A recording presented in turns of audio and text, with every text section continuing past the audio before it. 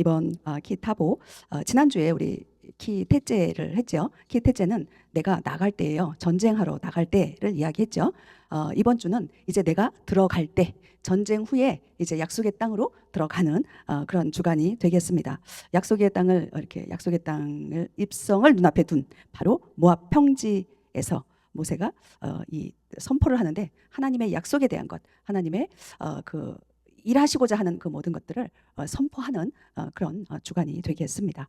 자, 키타보와 키테제는 이렇게 완전히 대칭되는 그런 거가 되겠죠. 키타보를 먼저 설명하겠습니다. 내가 하나님께서 기업으로 주시는 그 약속의 땅에 마침내 들어가 안식과 그 성취를, 하나님의 약속의 성취를 누리는 그때라고 하는 미닝이, 영적 미닝이 있습니다. 키타보와 키테제는 따로 뗄래야 뗄 수 없는 그런 관계가 되겠습니다. 키테제 해서 원수들과 싸워 승리해야 키타보, 약속의 땅, 가나안 땅, 그 땅으로 입성할 수 있는 것입니다. 다시 이야기하면 키테제에서 예수님의 그 십자가를 통과하면서 하나님의 의로운 사람이 되어졌을 때 하나님의 형상, 하나님의 권능 가운데로 나아갈 수 있다가 바로 키테제라면, 키타보는 똑같이 그 예수님의 십자가의 보혈을 지난 사람이 하나님의 집에 완전히 연결되어진 보호가 되겠죠. 하나님의 형상에, 하나님의 권능에 다다른다라는 이야기가 키타보가 되겠습니다. 네, 이번에 이제 이렇게 본문으로 이제 들어갈 건데요. 신명기 26장 1절에서부터 29장 9절까지가 이렇게 말씀이 되겠습니다. 이 첫 번에 나오는 게 뭐가 나오느냐면 첫 열매가 나와요. 첫 열매가 나오는데, 키타보, 그 약속의 땅에 들어가는 가장 먼저 해야 할 일은 그 땅의 소산의 첫 열매를 광주리에 담아서 하나님께 올려드리는 그런 일을 말씀을 하고 계십니다. 한마디로 이야기하면 결론이라고 말할 수 있겠죠. 시작하면서 결론을 말씀을 드리는데요. 키타보의 목적은 뭐냐면 그 땅, 약속의 땅, 가나안 땅에 단순히 정착해서 잘 먹고 잘 사는 그 이야기를 하는 것이 아니라 나의 소망, 나의 삶, 나의 생명, 그 모든 것, 나의 소산이죠. 지금 첫 열매를 얘기하니까. 네, 나의 소산의 모든 것은 바로 하나님, 알레프로부터 왔음을 인정하고 감사하고 또 하나님과의 약속의 관계를 완성해 가는 것을 보여주는 것이 바로 키타보이다라고 우리 여러분들이 그것을 먼저 우선해서 두고 말씀을 26장부터 29장 9절까지 말씀을 쭉 읽어 나가시면 좋겠습니다. 오늘 말씀은 26장을 중점적으로 말씀을 나누도록 하겠습니다.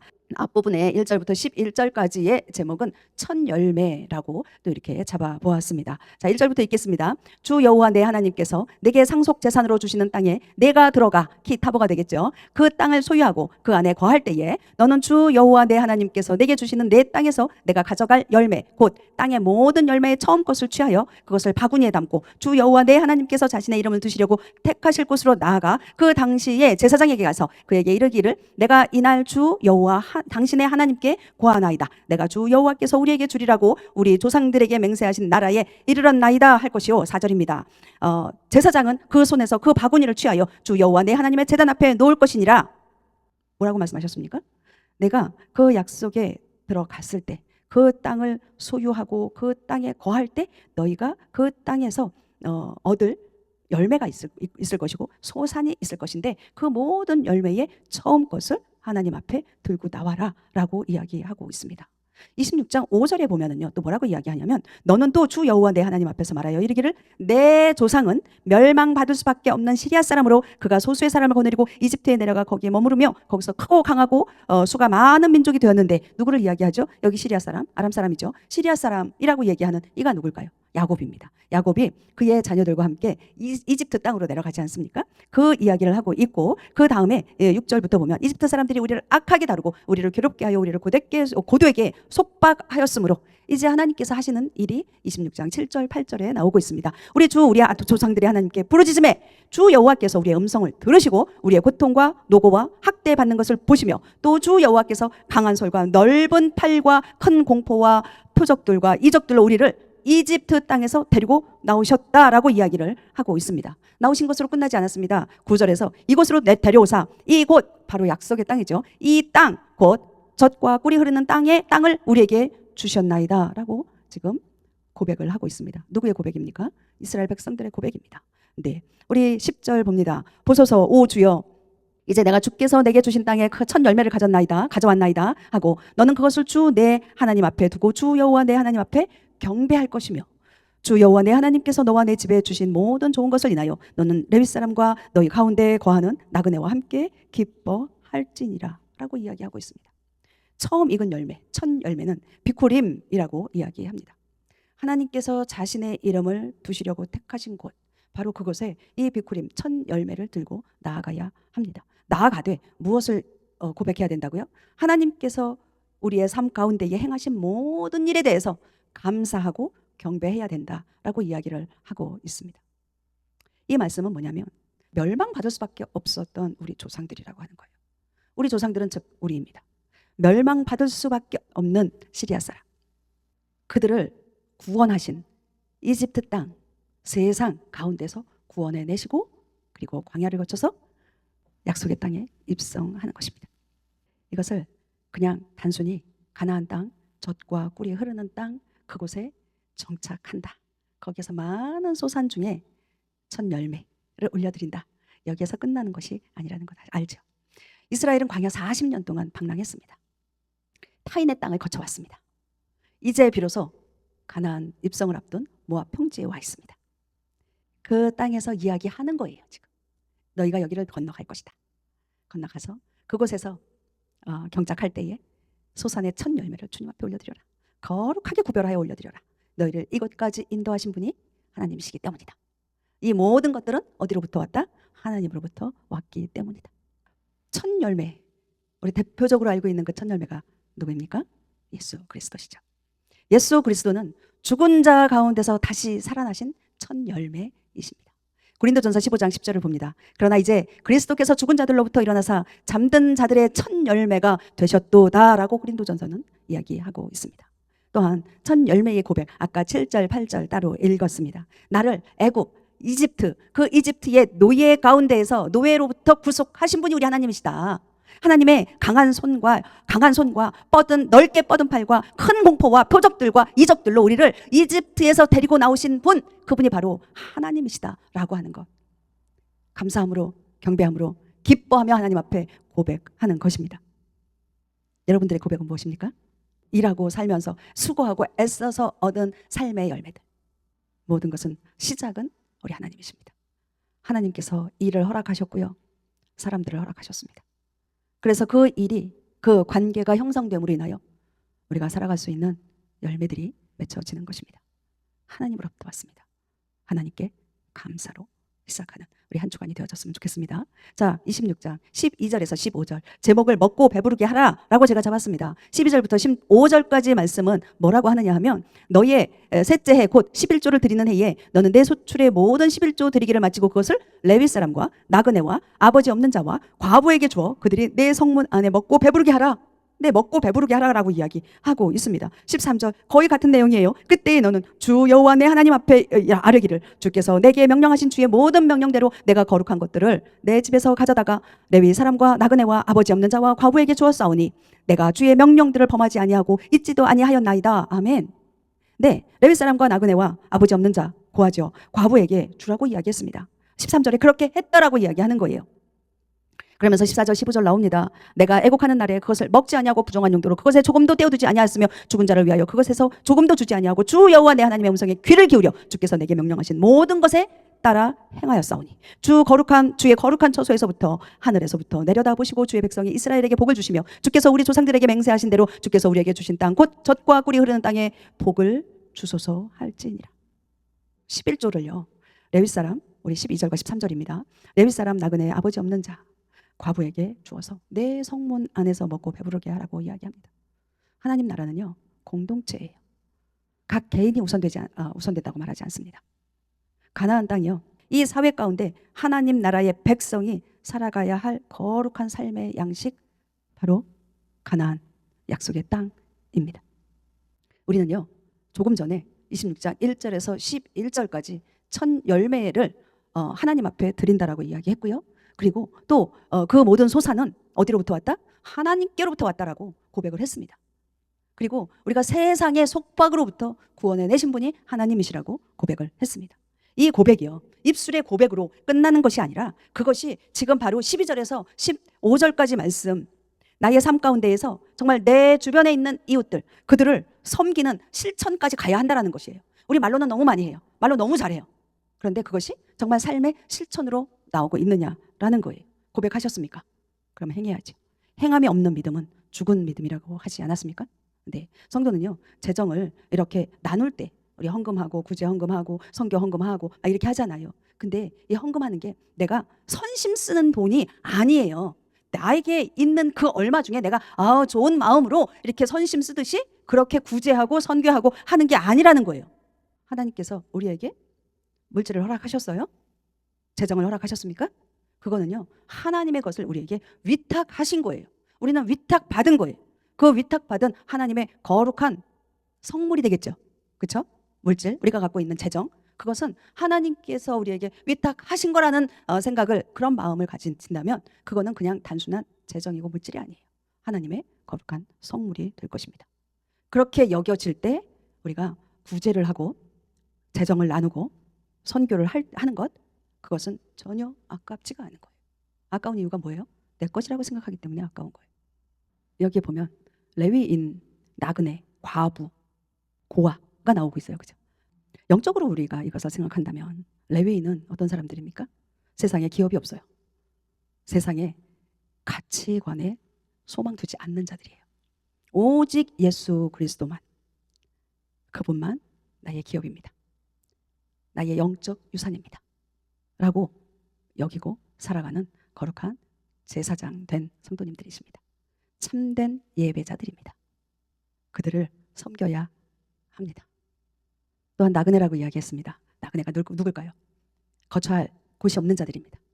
하늘에 처소가 없어서 이 세상에서 방황하는 영적 이방인들, 영적 거류민들을 우리 나그네라고 우리는 영적으로 지금 해석을 하고 있습니다. 그들을 우리는 돌봐야 합니다. 그들이 주님 앞으로 돌아올 수 있도록 우리의 재정을 또한 그곳에 사용해야 할 것입니다. 또한 고아, 아버지 없는 자, 영적 아버지가 없는 자, 아버지를 잃어버린 인류, 잃어버린 족속, 죄로 인해서 하나님 아버지를 떠나고 방황하는 그 모든 미전도 종족, 영적 고아가 된 상태의 그들을 우리의 물질을 써서, 우리의 재정을 써서 그들을 섬겨야 합니다. 요한복음 14장 18절에 보면 너희를 고아와 같이 버려두지 아니하신다라고 이야기하고 계십니다. 예수가 말씀하신 것입니다. 우리는 그 일에 동참해야 할 것입니다. 과부라고 그랬습니다. 과부는 뭡니까? 남편이 없는 자가 아니겠습니까? 구원자이자 영적 신랑 되신 예수 그리스도, 그가 없는 자입니다. 나는 내 남편이 있는데, 아니요. 참 신랑 되신 예수 그리스도가 그 안에 안 계신다면 그는 과부와 같은 겁니다. 그리스도가 없으면 절망할 수밖에 없습니다. 그들을 남편, 신랑 있는 자로 그들을 돌이켜야 하는 곳에 우리의 물질과 우리의 재정이 쓰여져야 할 것입니다. 그리고 또 하나 있습니다. 그들이 내 성문 안에서 먹고 배부르게 하라라고 말씀을 하고 있습니다. 내 성문이 어디입니까? 하나님의 집입니다.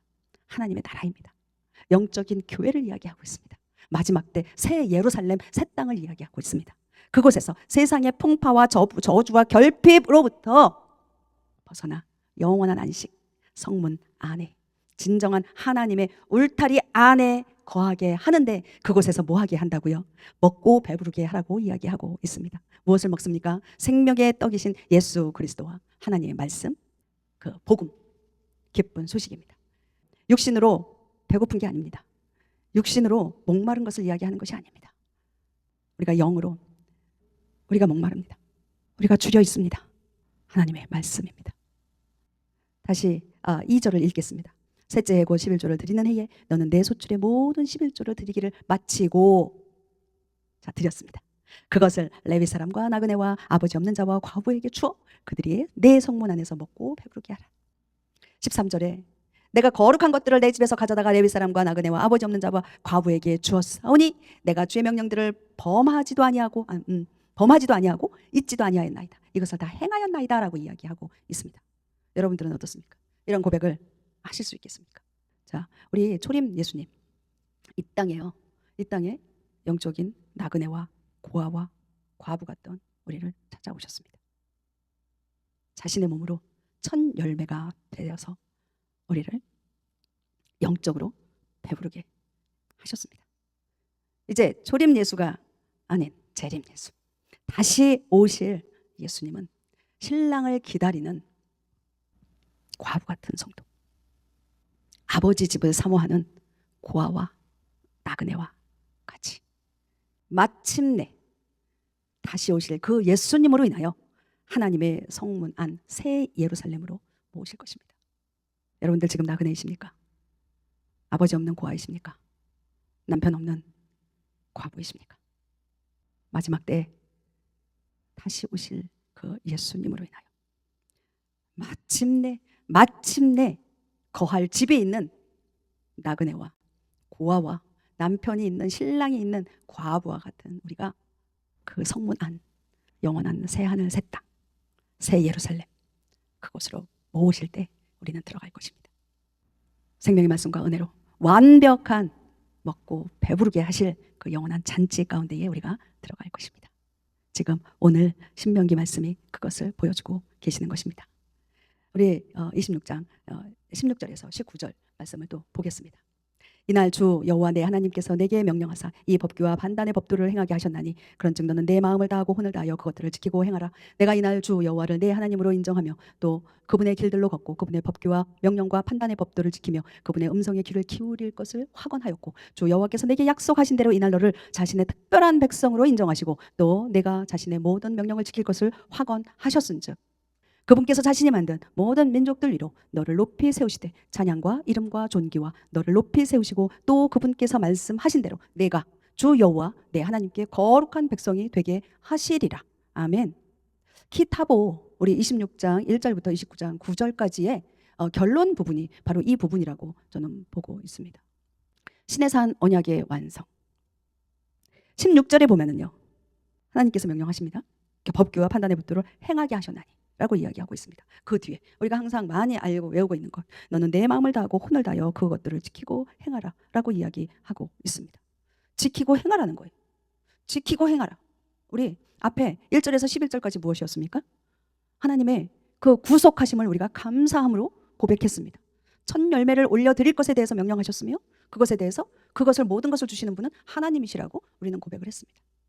우리 12절에서 15절까지 그 명령하신 것들, 그렇게 고백한 것들에 대해서 우리는 행하라고 삶의 실천으로 행할 것에 대해서 말씀하셨습니다. 자, 이제 16절에서 19절 고백하지 않는 사람이 실천할 수 없고요. 실천하는 사람을 하나님께서는 뭐라고 인정해 주시느냐 하면 특별한 백성이라고, 거룩한 백성이라고 인정해 주시고 인치시는 것입니다.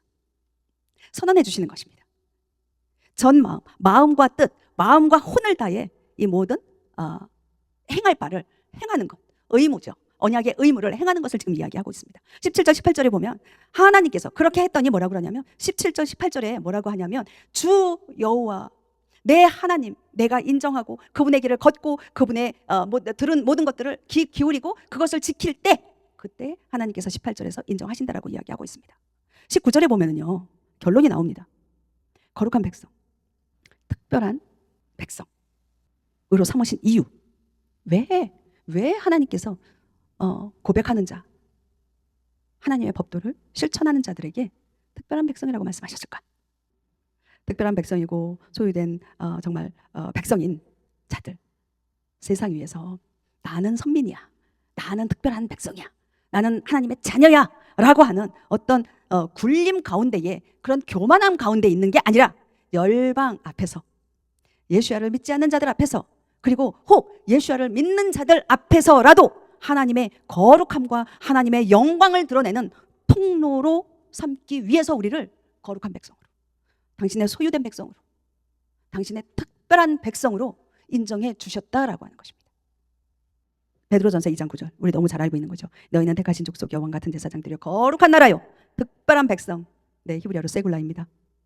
특별한 백성이다라고 이야기하고 있어요. 하나님께서는요 당신의 독생자 예수야를 이 땅에 보내셨습니다. 초림 예수야로 오셨습니다. 자기의 피값, 예수야의 피값을 지불하셨어요.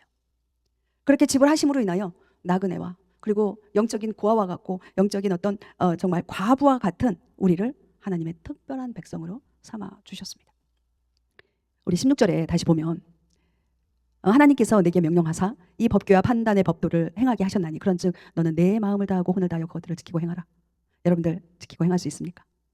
사실 우리 인간은요, 그것들을 완벽하게 지켜낼 수 없어요. 그런데 지금 우리는 지킬 수 있습니다. 어떻게 해요? 복음 안에서 그리스도께서 십자가를 지시고 죽으시고 보혜사 성령을 보내주셨습니다. 성도는요, 율법의 겉표면만 지키는 것을 지킨다라고 말하지 않습니다. 마음의 율법이에요. 할례 있죠. 육신의 할례가 아니다. 자, 우리 로마서 2장 28절에서 29절, 그다음에 예레미야 31장 33절을 보도록 하겠습니다. 로마서입니다. 이는 겉으로 유대인이 아니요 겉으로 육체 행하는 할례가 그 할례가 아니기 때문이라. 오직 속으로 유대인이 유대인이요 할례는 글자 안에 있지 아니하고 영 안에 있는 마음의 할례니라. 이런 사람에 대한 칭찬은 사람들에게서 나지 아니하고 하나님에게서 나느니라. 영 안에 있는 마음의 할례라고 이야기하고 있습니다.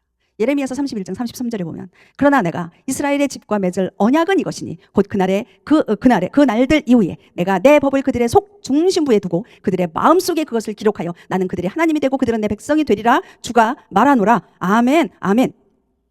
모든 백성들 위에 19절에 보면 모든 백성들 위에 너를 높이 세우시되 찬양과 이름과 존귀에서 너를 높이 세우시겠다라고 이야기하고 있습니다. 그게 언제입니까? 장차 다시 오실 예수 그리스도. 그때 완전하게 완벽하게 성취될 것입니다. 저와 여러분들을 높이 세우실 것입니다.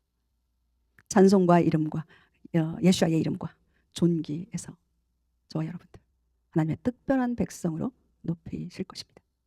신랑 되신 예수님이 오시는 그날 세상에 멸시받고 무시당하는 성도들, 선교사님들, 그리스도의 신부된 교회들, 새 예루살렘 성에서 영원한 영광과 찬송의 본체가 될 것입니다.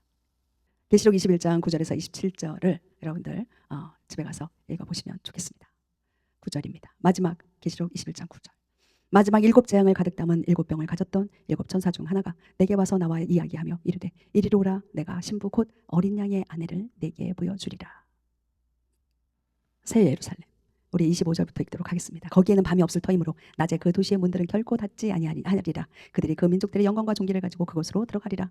더럽게 하는 것은 어떤 것이든지 결코 그곳으로 들어가지 못하며 또 무엇이든지 가증한 것들을 이루게 하거나 거짓말을 지어내는 것도 들어가지 못하되 오직 어린 양의 생명책에 기록된 자들만 들어가리라. 우리 신명기 26장 16절에서 19절. 특별한 백성, 여러분은 특별한 백성이라고 선포하시는 이 선포가 단순한 신분적 특권이 아니라 예수야의 피값으로 구원받은 자로서 하나님의 마음과 뜻을 담아 살아가는 그런 거룩한 성도의 정체성을 가지시길 바랍니다. 신명기 26장을 마무리합니다. 1절에서 11절 첫 열매를 바쳤습니다. 감사함으로. 12절에서 15절 성문 안에서 이웃을 배부르게 한 자에게 삶의 실천이 있는 자들에게 16절에서 19절 하나님은 너야말로 내 가장 보배로운 나의 백성이다. 나의 소유된 백성이다. 특별한 백성이다라고 인정해 주시며 다시 오실 왕의 거룩한 백성이다라고 준비시키십니다. 우리 하프타라 이번 주 이사야서 60장 1절 21절에서 22절까지입니다. 1절 읽겠습니다. 일어나라 빛을 발하라. 내 빛이 이르렀고 주 여호와의 영광이 일어나 내 위에 임하였느니라. 네, 이 말씀의 배경은요. 바벨론 포로 성전 파괴가 있었던 정말 절망과 멸망 가운데의 그 어둠 속에 깊이 빠져 있을 바로 그때입니다. 그때 예루살렘을 향한 회복과 위로를 지금 선포하고 있는 것입니다. 우리가 지금 신명기 27장 28장을 보지 못했는데요. 28장에 저주가 나옵니다. 저주가 무지 많죠. 우리 축복보다 축복의 3배가 저주로 나옵니다. 그 저주를 이렇게 보면서 정말 마음이 막 힘들어요. 그런데요, 바로 이것입니다. 저주로 끝나지 않아요. 하나님은 저주하기 위한 하나님이 아니잖아요. 그 저주를 그렇게 많이 주시는 이유가 뭔데요? 순종해라잖아요. 순종하면 축복이라는 거죠. 하나님의 은혜로 회복시키겠다라는 거예요. 일어나라 빛을 발하라. 내 빛이 이르렀고 주 여호와 영광이 일어나 내 위에 임하였느니라. 임할 것이다가 아닙니다. 과거형입니다. 임하였느니라. 그런데 정말 지금 이때가 임했습니까? 빛이? 아니요. 어둠과 멸망 가운데 있었다니까요. 절망 가운데 있었다니까요. 그때 빛이 임했다라고 선포해 주고 계시는 겁니다. 신명기에서 우리 28장에서 열방의 꼬리가 되지 않고 머리가 되는 축복이 있습니다. 28장 13절입니다. 이거는요, 메시아의 빛이 임했을 때, 열방이 예루살렘으로 돌아올 때, 하나님의 영광이 온 땅 가운데에 가득할 때 완전하게 이루어질 것입니다. 누가복음 21장 1절에서 4절, 과부의 두 렙돈을 이야기하고 있습니다. 부자는 많은 것 중에 냈지만 이 과부는 자기의 전부를 내놓았다고 이야기합니다. 그 전부가 무엇일까요? 바로 이 과부의 첫 열매를 기쁨과 감사함으로 하나님 앞에 올려드렸다라는 것입니다. 형식적인 율법 준수를 이야기하는 게 아닙니다. 자신의 삶의 전부, 첫 열매, 그것이 바로 진정한 첫 열매가 될 것입니다. 두 번째 있습니다. 로마서 11장 16절에서부터 24절까지인데요. 첫 열매가 거룩하면 떡덩어리도 거룩하고 뿌리가 거룩하면 가지들도 거룩하니라. 우리는 그 뿌리에 붙어있는 접붙임 바 되어진 그런 자들이라는 것입니다. 거룩한 첫 열매를 이야기하고 있습니다. 첫 열매가 누구라고 그랬습니까? 예수야입니다. 그 예수야의 그 거룩한 첫 열매, 거기에 붙어있는 자 우리는 거룩해질 것입니다. 우리 로마서 2장 28절에서 29절, 영 안에 있는 마음의 할례, 아까 조금 전에 읽었습니다. 마음의 할례와 성령 안에서의 순종함이 우리를 살게 할 것입니다. 성령으로 세워진 마음의 할례를 받은 자, 그리스도 안에서 우리가 사는 것은 그리스도 안에서 사는 것, 하나님의 아들을 믿는 그 믿음 안에서 사는 것, 그리스도 안에서 기쁨으로 하나님의 말씀 가운데 순종하며 살아가는 것, 그것이 우리 이번 한 주간 키 셋째 주간 안에 있을 것입니다. 우리 기도했으면 좋겠습니다.